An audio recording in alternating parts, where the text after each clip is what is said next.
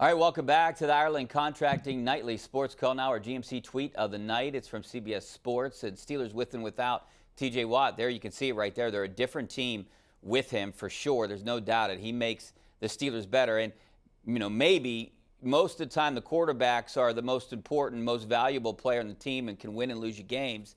But he might be the Steelers' most valuable player right now, at least this year, for sure, Pony. Well, valuable because of his absence and what we learned, his effect, his impact on the defense. What I don't understand right now, Richie, help me out with this. You've been over there at the Steelers. Why are we downplaying or ignoring this new injury for T.J. Watt? He's been on the injury list the last 2 days with a rib injury. He had a pec injury that caused him to miss 2 months.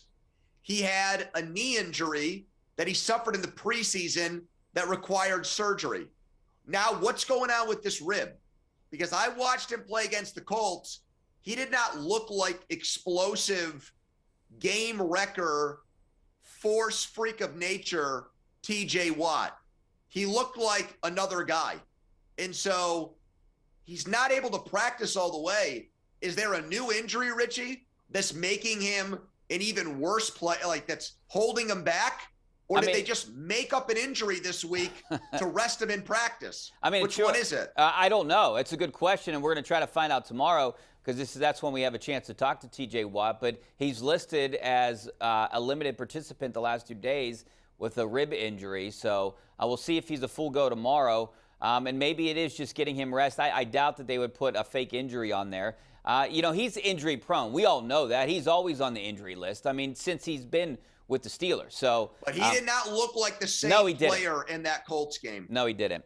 And Pony, since you're the voice of reason, always, I'm switching subjects here a little bit. I want you to help. You always are good at, kind of ruling on discrepancies in the Walsh household. And we have a big one going on right now between me and Kelly.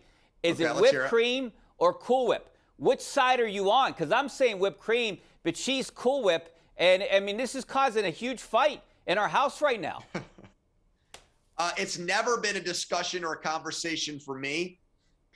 We were always a whipped cream house. See, I knew 8 out of 10 people say whipped cream. We're not, we didn't get fancy and do a homemade whipped cream. It was always the can. You shake it up. Yeah. Maybe you put some in your mouth when no one's looking. I would do that all the time. But no, the Cool Whip in the tub, in the container, we never got into that. Just like some people are, I'm a mayonnaise person and not, what is it called? Miracle Whip? Yeah. I want no part of Miracle Whip. I'm mayonnaise all the way on that front. Yeah, I'm with you. I'm whipped cream. I was never into a Cool Whip. I didn't even really know about Cool Whip until I met her, and she puts it on everything. And what she do? She takes a big spoon and just plops it down on a piece of pie or something like that? Yeah, pumpkin pie and Cool Whip. I don't know who does this. It's got to be whipped cream. Good. Good thing she did this. I'm taking a stance on this. Good thing she did this after marriage, because if she had done this on a first date, Richie, there might not have been a second one. Yeah. It might have been just a non-starter. I gotta try to change her mind. It's gonna be tough though, because I'm a whipped cream guy. All right, let's get out to the phone lines, Pony. Let's go out to John out in Oakland. How you doing, John? Hi, John. Try to change her mind. It's gonna be tough though. John, you there? You got to turn down your phone. The phone line. Turn that TV down. Turn the TV down. All right, let's go out to Kevin in Bloomfield. How you doing, Kevin? Hi, Kevin. Hey, how you guys doing tonight? Good, thanks for calling. Hey, Kev. Good. I was just curious. What do you guys think next year with the Steelers' defense and the draft-wise? Where do you think we're going with that? Hey, Pony, I think it has to be a shutdown corner or offensive line. Those are the two positions I think I've had it narrowed down to. I don't know about you.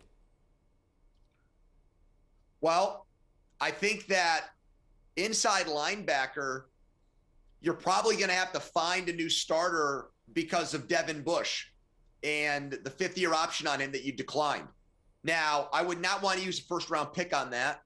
I also think Terrell Edmunds is a candidate to come back on another short-term contract, but I would not want to use a first-round pick there either.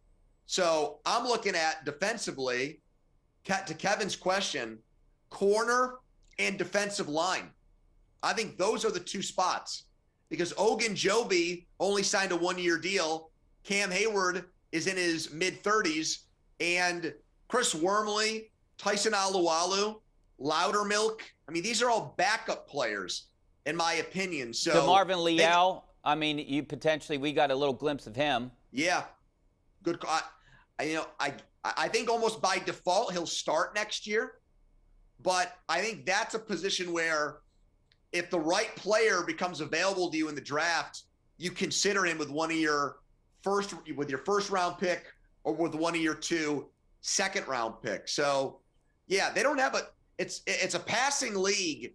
They do not have a top flight corner, but they're just so bad at drafting them, Richie. I would almost take your big free agent money that you're going to have and sign a top corner rather than try to draft and develop your own. I would use your extra money on a corner.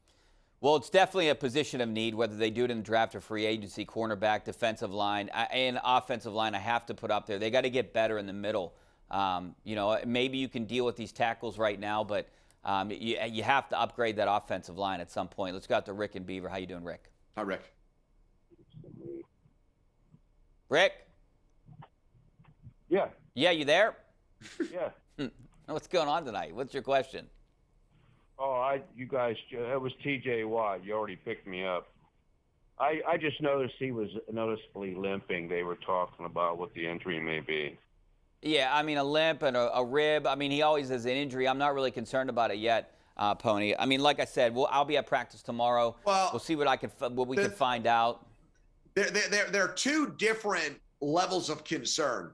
There's the concern that it's a serious injury that you think is going to hurt him, next year, or is going to somehow do damage to his career. Like, we all agree that it's probably not that. But how about his effectiveness for this week and maybe the rest of the season? That's what I'm wondering right now, because he looked really good in the New Orleans game. And I think the last 2 weeks, the Bengals game and the Colts game, I saw a below average version of TJ Watt. And I'm just not sure we're going to see the guy we saw in week 1 against the Bengals again this year. Yeah, only time will tell. Let's go out to Harry in Harmony. How you doing, Harry? Hi, Harry. Hey, guys. Thanks for getting me on here tonight. No problem. What do you got? Wanted to ask both of your opinion on, and especially kind of going on that last question about the draft. We've seen Baltimore over the years build a team always around defense and running.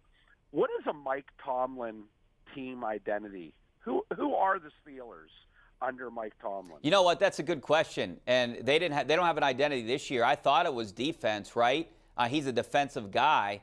But they don't have much of an identity, and they haven't had one the last few years, Pony. Well, I think their identity during the Killer B era was explosive offense. That was what they were coming out of the era where it was defense with a lot of guys that were left over from the 2 Super Bowls in the Cowher era. And then I think they transitioned, starting with the team in the Ben injury year, the elbow injury year, that was about great defense. And they've invested so much money on the defensive side of the ball. Then they hired Brian Flores, where I think their identity right now is supposed to be best defense in the league. And that's why I was so disappointed in the Bengals loss, giving up 37 points. And that's why I was so nervous, sweating bullets at the end of the Indy game, where it looked like the Colts were starting to drive there at the end to try to tie the game. So they're supposed to generate a lot of sacks, which they haven't done, wreak havoc on the quarterback, and force turnovers. That's the type of team Tomlin wants this year. And because of the Watt injury, it hasn't been that way. But even since Watt's returned, I don't think we've seen great defensive play, Richie. All right, Pony, we got to take a break. Back in a couple minutes.